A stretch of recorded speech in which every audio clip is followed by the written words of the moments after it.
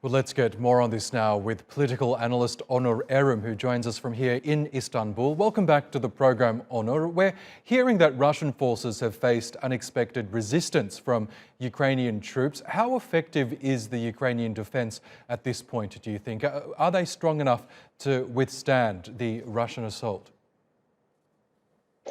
First of all, in a case like this, where a country like Ukraine, the military like Ukraine, is trying to face a superpower of military, of arms like Russia, it is definitely amounts to a lot of things.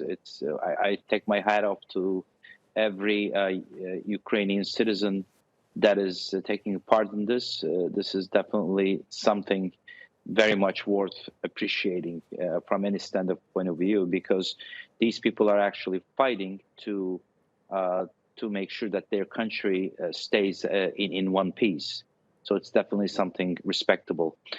As to what kind of effect it is doing, it is too early to call. However, we know that from not just President Putin, but from other Russian circles, that this was something unexpected. And it really did put a dent into their plan of action. As to, again, how much effective this will be, days, hopefully not, but days or weeks will show exactly what kind of a damage this is taking on the Russian plans of what seems to be an apparent invasion. We know that the Ukrainian Defence Force has been bolstered since the 2014 conflict in which Russia annexed Crimea.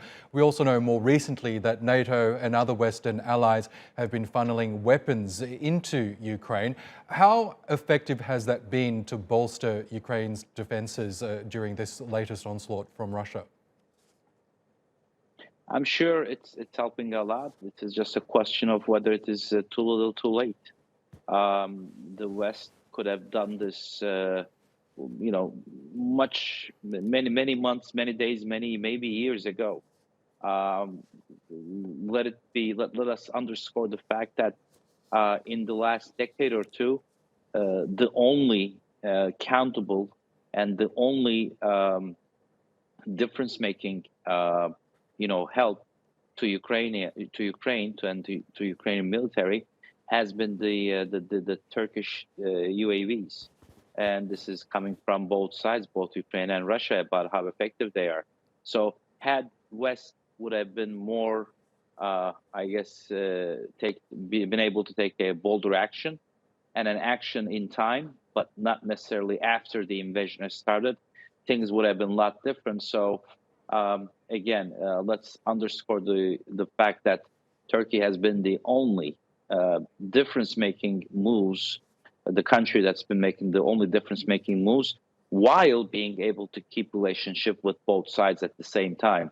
So once again, it looks like the Western influence, the Western help, unfortunately, could be a day late and a dollar short, as they say. And Onur, just briefly, what are your hopes that the two sides will come to some sort of a political or diplomatic solution anytime soon? It may sound crazy, but I'm still very hopeful that there will be a soon ceasefire, at least. As to resolving the conflicts that's been created by the Russian invasion, that may take some time. But it seems like the embargoes and all the measures being taken on the western part of this region by the U.S., by the EU, is trying to make sure that the Russian side, because I don't think there's going to be any problems from the Ukrainian side, are going to be forced into a ceasefire.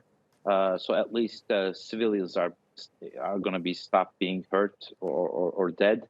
But as to resolving this conflict that Russia has pretty much single-handedly created by invading the sovereign state of Ukraine, that could take some time to resolve. And I'm talking about not weeks or months, I'm talking about years, possibly. Okay, Onur Erim, we'll have to leave it there, but we really appreciate your analysis. Thank you for that. Okay.